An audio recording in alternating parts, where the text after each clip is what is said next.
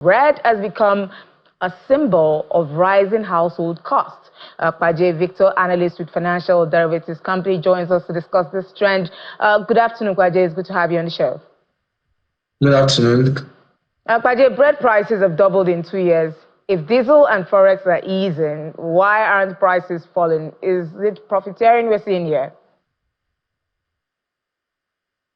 Okay, thank you very much. Yeah, I agree.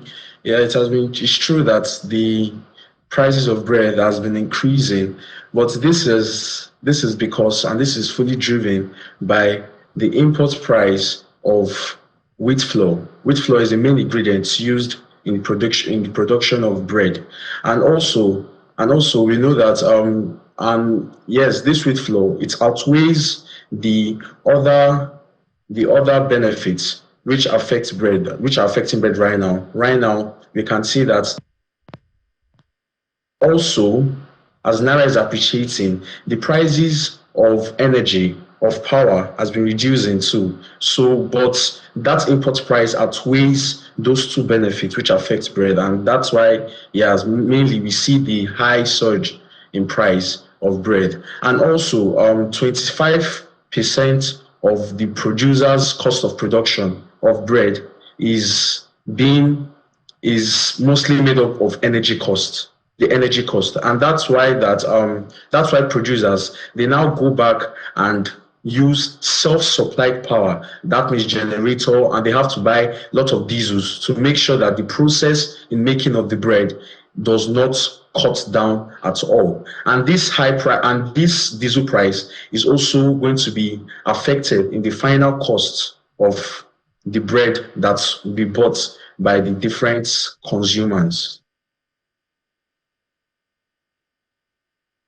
So now Nigeria has spent about 3 billion on wheat imports, yet we've seen bakeries still using, banned bromates for their production. How will NAFDAC's, 2025 crackdown, the crackdown they're planning this year, affect prices and possibly the health of Nigerians?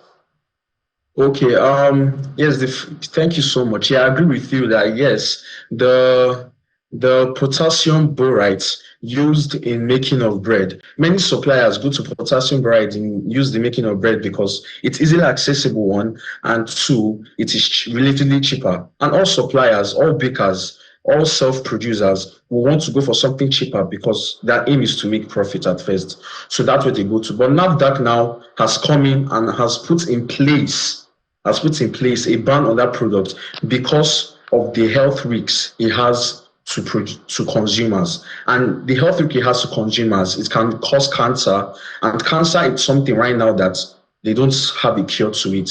So it's better safe than sorry.